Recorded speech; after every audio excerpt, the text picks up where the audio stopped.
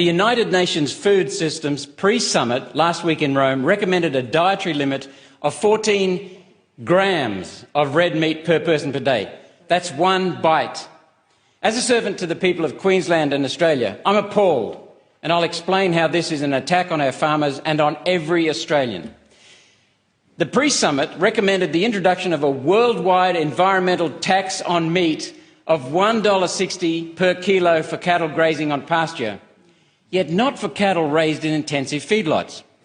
That distinction reflects the influence of large multinational feedlot operators and the lack of influence that family farms have in the UN's eyes.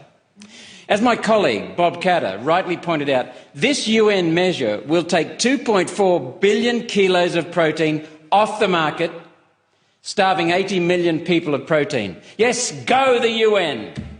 The third recommendation of the Food Systems pre-summit is to move food production within reach of population centres and produce whatever protein and nutrition is possible in that region. It's called short-chain food supply. We did that 200 years ago. People starved, nutrition was poor, life expectancy was less than half what we enjoy today. Then along came long-chain food supply, allowing countries like Australia to grow crops to feed and clothe those in need. World hunger fell to less than 10%. The only reason there are still areas of poverty and hunger in 2021 is because of war and civil unrest. You know, the things that the United Nations were supposed to solve. World peace has eluded the UN, yet cows have not. The United Nations is proposing to eliminate global food chains that have brought good food to the world for hundreds of years. I've recently spoken about the false water shortage brought to you. Thank the UN's directive to not build new dams. This is the start of a false food shortage. The motivation is to eliminate broadacre agriculture, eliminate food exports and return all that land to nature. Rural voters will be annoyed to hear that the Morrison government bankrolled this attack on our farming community with a $64 million donation. The Liberal National Government is funding our own demise, the betrayal and demise of our farmers, of our country. Australian farms employ 326,000 people directly. They contribute $75 billion to the economy and $60 billion to our exports. Without the bush, we'd be stuffed, broke and hungry.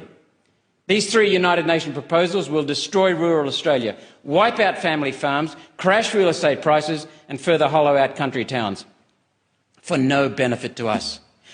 There's no better source of protein than red meat, yet our supermarkets now stock protein and fake food products made from crickets. Why? Because billionaires can't make enough profit out of cattle. It's a variable industry with good times and bad.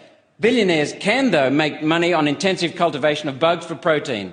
This breaks the reliance on nature's weather and allows scheduled production of a food-like substance with great profit margins and low fulfilment costs. This satisfies the UN dictate for short-chain supply.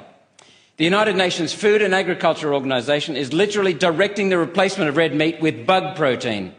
Skeptics can even attend one of the regular UN bug tastings where journalists are encouraged to extol the virtues of bug cuisine. The CSIRO has fallen in line behind the UN, publishing a 64-page love letter on the delights of eating bugs entitled Edible Insects, a Roadmap.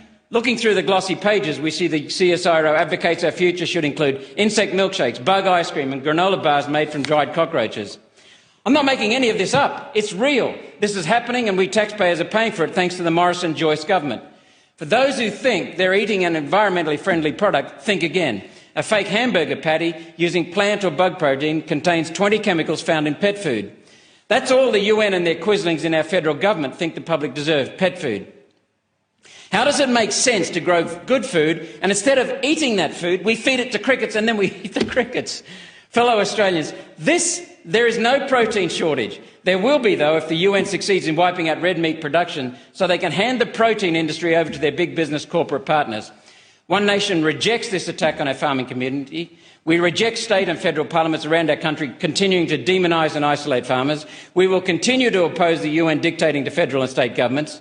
One Nation will continue to oppose ideology over humanity. We will continue to stand up for a fair society based on a citizen's right to exercise free choice about diet, health and business. We have one flag, we are one community, we are one sovereign nation. It's time to withdraw from the United Nations.